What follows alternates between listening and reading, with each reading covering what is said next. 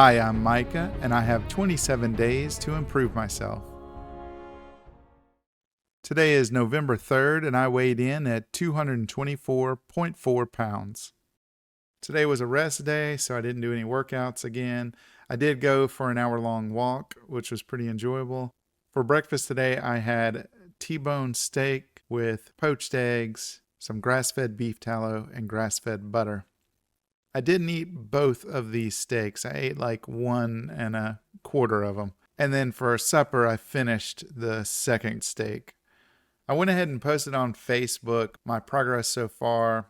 It was a carnivore Facebook group, and I got a bunch of comments. One person commented saying, "I appreciate the way you described your cravings getting less and less." And she said, "I've experienced the same thing, but haven't been able to express it very well." So that got me to thinking about it a little bit. I think I've come up with one reason that it was definitely harder when I first started and before that dealing with these cravings than it is now. And it has to do with what's real and what's not real. I would always kind of beat myself up because one thing you'll hear in people trying to lose weight or giving advice for how to lose weight is you got to have a good why.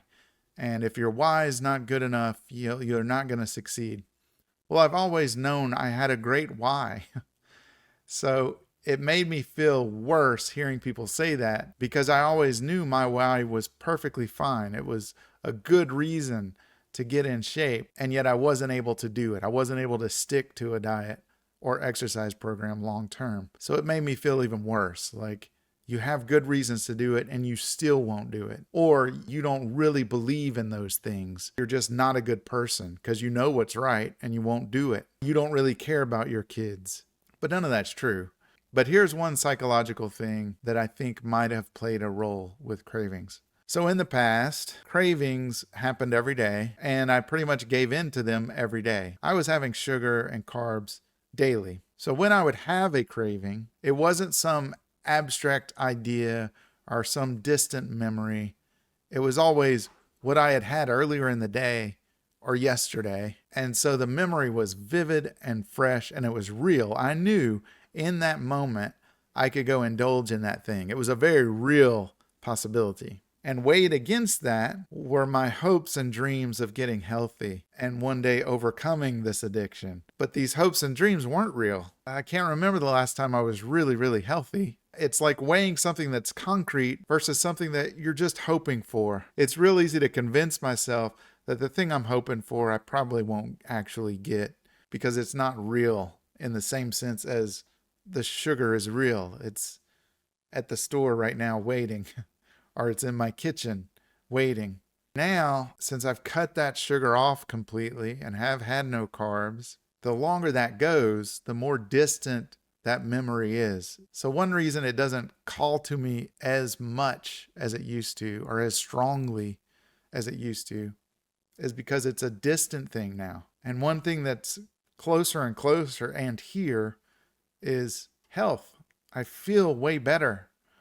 And I'm being more active and I'm enjoying my life more.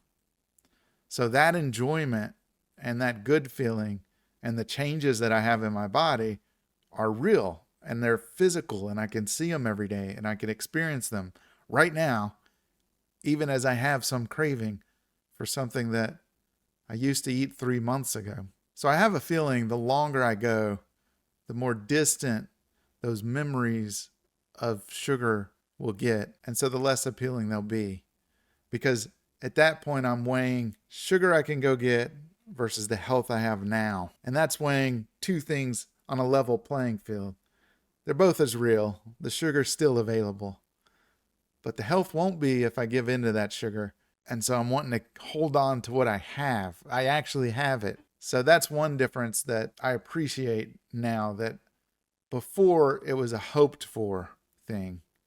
And now that it's real, it makes it that much more hefty in the weighing of things. I think carnivore itself is a really excellent way to achieve this because there's zero carbohydrate intake at all. So that's all I have for today. Thank you for watching, and I'll make another video tomorrow.